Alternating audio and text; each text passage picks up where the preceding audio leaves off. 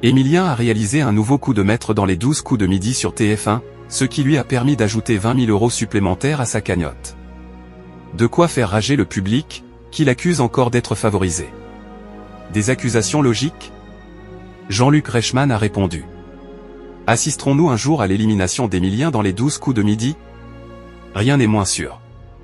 À chaque nouvelle participation, le candidat impressionne par sa culture et fait gonfler un peu plus sa cagnotte. Et malheureusement pour ses concurrents, il n'a même pas l'intention d'abandonner de lui-même pour laisser sa place aux autres. Émilien favorisé en secret dans les 12 coups? Une domination sans partage qui agace certains anciens maîtres du jeu et qui motive une partie du public à crier au complot. Sur les réseaux sociaux, nombreux sont ceux à sous-entendre que la production ferait tout son possible pour protéger Émilien de possibles éliminations. Des accusations qui ne déstabilisent pas le principal concerné, mais auxquelles vient de répondre l'animateur. Invité d'Europe 1, Jean-Luc Reichmann a promis qu'Émilien n'était pas aidé avec des questions simples, puisque celles-ci sortiraient de façon aléatoire. Il y a des questions faciles en fonction de l'ordinateur. C'est du facile, c'est du moins facile, a-t-il indiqué. Il n'y a aucun problème.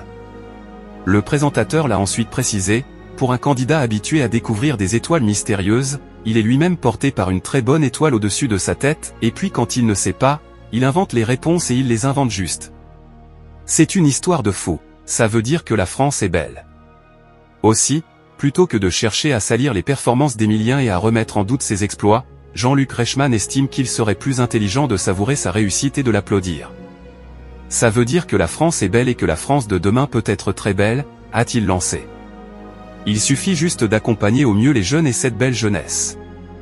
Pas sûr que cela suffise à calmer la mauvaise foi du public. Si vous avez aimé ce contenu, n'oubliez pas de vous abonner à la chaîne et d'activer la cloche pour ne rien rater des prochaines actualités autour des maîtres de midi.